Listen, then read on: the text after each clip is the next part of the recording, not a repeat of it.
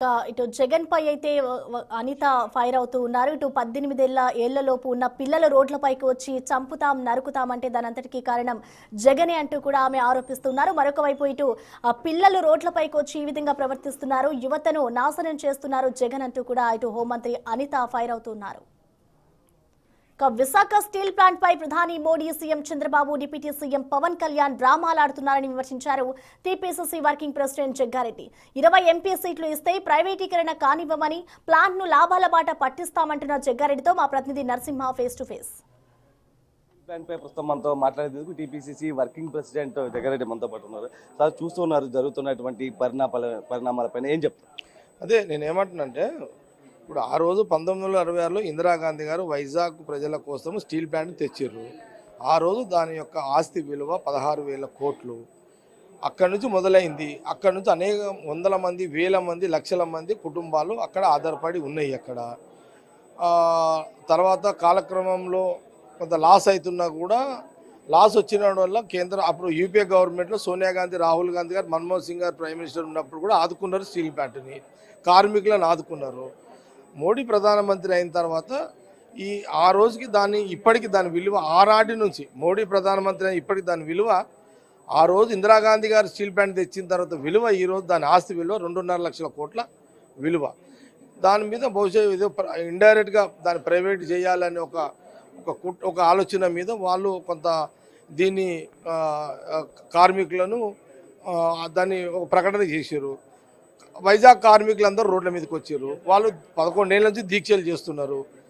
దాని తర్వాత మా మస్తాన్ నాకు చెప్పిన ఇన్ఫర్మేషన్ ఏంటంటే, కాలక్రమంలో ఆ యొక్క కార్మికులను అక్కడ వాళ్ళకు అధికారుల ద్వారా, పోలీసుల వాళ్ళ భయపెట్టించి వాళ్ళు వీఆర్ఎస్ తీసుకునేటట్టుగా కుట్రలు జరుగుతున్నాయి. వాళ్ళు వీఆర్ఎస్ తీసుకొని వాళ్ళు వెళ్ళిపోతే, అప్పటికి అందరూ వెళ్ళిపోతే ఇక ఎంప్లాయీస్ లేరని బంద్ చేసి దాన్ని ఎవరికొరికి అడ్డగట్టాలి అనేది ఒక కుట్ర బీజేపీ చేస్తుంది. కానీ 11 ఏళ్ళ ప్రధానమంత్రి మోడీ అయిన టైంలో ఆంధ్రప్రదేశ్లో చంద్రబాబు నాయుడు గారు ముఖ్యమంత్రి. ఆ రోజు ముఖ్యమంత్రి హోదాలో ప్రధానమంత్రి ఎన్నిసార్లు ఆంధ్రప్రదేశ్కి వచ్చినా వైజాగ్ సంబంధించిన దాని మీద ఎక్కడ కూడా కార్మికులకు ఇప్పటివరకు ఇలాంటి ప్రక్రియ చేయలేదు. దాని తర్వాత అదే సందర్భంలో చంద్రబాబు నాయుడు ముఖ్యమంత్రిగా ఉన్నప్పుడు అపోజిషన్ పార్టీ లీడర్గా YS Jagan Vizag steel plant కార్మికులు వైజాగ్ పోయి పరామర్శించిండు, ప్రతిపక్ష నాయకుడిగా పరామర్శించిండు. మళ్ళీ ఆయన ముఖ్యమంత్రి అయితే మోడీ దగ్గర పోయి ఆయన మాట్లాడలేడు. దాని తర్వాత పవన్ కళ్యాణ్ పోయిండు, ఆ రోజు ఆయన పోయి పరామర్శించిండు వైజాగ్ స్టీల్ కార్మికులని. ఆయన మళ్ళీ డిప్యూటీ సీఎం ఆయన బంద్ చేసిండు. ఒక ముఖ్యమంత్రి, ఒక మాజీ ముఖ్యమంత్రి, ఒక డిప్యూటీ సీఎం వీళ్ళు అపోజిషన్లో ఉన్నప్పుడు పరామర్శలు, అధికారం వచ్చిన తర్వాత పోయి మోడీ సంకలం చేరారు వీళ్ళు. ఇదిగా అదే సందర్భంలో మరి రాహుల్ గాంధీ గారు వైజాగ్ వచ్చినప్పుడు తప్పకుండా మా నాయనమ్మ ఇందిరాగాంధీ గారు తెచ్చారు కాబట్టి నష్టమైనా సరే నేను ప్రధానమంత్రి అయినాను. ఆయన రాహుల్ గాంధీ గారు ప్రధానమంత్రి అయిన రోజు వైజాగ్ స్టీలు కార్మికులకు, వైజాగ్ ప్రజలకు ఇది ఆంధ్రప్రదేశ్ ప్రజల సొత్తు కాబట్టి, ప్రాపర్టీ కాబట్టి మళ్ళీ మీకు అప్పచెప్తాను వారు మాట ఇచ్చారు. కాబట్టి నేనేమంటున్నానంటే, ఈ ఆంధ్రప్రదేశ్ ప్రజలు ఆలోచించేయండి. రాహుల్ గాంధీ గారు వారి కుటుంబం మాట అంటే మాట మీద ఉంటుంది. ఇది మీరు అందరూ చూసిర్రు. రాష్ట్ర విభజన అంటే ఇచ్చేసిర్రు. అక్కడ మీరు రాష్ట్ర విభజన మీద కోపంతో కాంగ్రెస్ ఇక్కడ ఓట్లు వేస్తలేరు. ఆ రోజు కూడా మరి రాష్ట్ర విభజన సోనియా గాంధీ గారు చేసినప్పుడు చంద్రబాబు నాయుడు గారు, జగన్ కూడా లెటర్ ఇచ్చారు కదా చేసుకోండి అని చెప్పి. వాళ్ళ మీద లేని కోపం ఇక్కడ ఎందుకు? నేనేమంటున్నానంటే, ఈ ఆంధ్రప్రదేశ్ ఆస్తులను, వైజాగ్ ఆస్తులను ఆంధ్రప్రదేశ్ ప్రజల సొత్తు అది.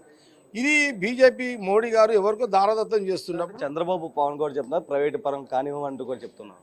అంటే నేనేమంటున్నానంటే, కానివ్వమని ఓన్లీ డైలాగేనా? ఓన్లీ స్క్రిప్ట్ డైలాగ్లే కదా. ఏముంది, మీరు ఇద్దరు పోయి ఒకరోజు కూర్చోండి. ఇంకా 3 ఏళ్ళు ఉంది. ఇప్పుడు 1.5 ఇయర్ అయిపోయింది. 3 ఏళ్ళు అయితే ఎలక్షన్ ఇయర్ వస్తుంది నీకు. అంటే మీరు చంద్రబాబు నాయుడు గారు, మళ్ళా పవన్ కళ్యాణ్ గారు మీరు ఇట్లనే కాలయాపన చేసి మీరు మళ్ళీ కాలయాపన మర్చిపోతారు, మళ్ళీ మీరు వదిలేస్తారు. అంటే మీరు అపోజిషన్లో ఉన్నప్పుడు వైజాగ్ స్టీల్ మీకు ఒక వెపన్గా చేసుకుంటున్నారు. అధికారం వచ్చిన తర్వాత మీరు మాట్లాడతలేరు. అంటే మీరు చేయాలనుకుంటే చేయండి, ఇమ్మీడియట్ చేయండి, ఇద్దరు కూర్చోండి. మీరు ఎన్నిసార్లు ఢిల్లీకి పోతున్నారే, మీరు ఫోన్లలో చంద్రబాబు నాయుడు గారు, పవన్ కళ్యాణ్ గారు, మోడీ గారు ఫోన్లలో మాట్లాడతారే. ఒక్క ఫోన్ కాల్లో మీ పనులు అవుతున్నప్పుడు వైజాగ్ స్టీల్ కార్మికులను కాపాడడానికి మీరెందుకు దాన్ని ప్రకటన చేస్తుంది. మేము ప్రధానమంత్రి నోటి నుంచి పార్లమెంట్లో మేము వైజాగ్ స్టీల్ ప్లాంట్ని ప్రైవేట్గానే చెయ్యము, అక్కడ ఉన్న నష్టాన్ని మేము భరిస్తాము, కార్మికులు జాబ్ మీరు చెయ్యండి అని ఎందుకు ప్రకటన తీసుకురండి. తీసుకొస్తే ఆంధ్రప్రదేశ్ ప్రజలు మళ్ళీ మీకే శబాష్ అంటారు. ఇది ఒక నాటకము. ప్రధానమంత్రిని వీళ్ళు కమాండింగ్ చేయలేక వీళ్ళు వాళ్ళ మోడీ గారి దగ్గర వీళ్ళ మాటకు వీళ్ళు చెప్పలేక ప్రజలను ఆంధ్రప్రదేశ్ ప్రజలు మోసం చేస్తారు. మీరు గమనించండి. రాహుల్ గాంధీ గారిని ప్రధానమంత్రిని చేయండి, ఒక 20 ఎంపీ సీట్లు వచ్చే ఎలక్షన్లు గెలిపియండి, తప్పకుండా వైజాగ్ స్టీలు ఆంధ్రప్రదేశ్ వైజాగ్ ప్రాపర్టీ కింద రాహుల్ గాంధీ ఇస్తారు అనేది నా వాదన. సరే, ఏపీ తెలంగాణ నీటి పంపకాలకు సంబంధించి ఏం చెప్తాం? ఏపీ తెలంగాణ నీటి పంపకాలు ఇది ఆనాడు కేసీఆర్ జగన్, ఈనాడు Revanth Reddy CM and Chandrababu Naidu CM.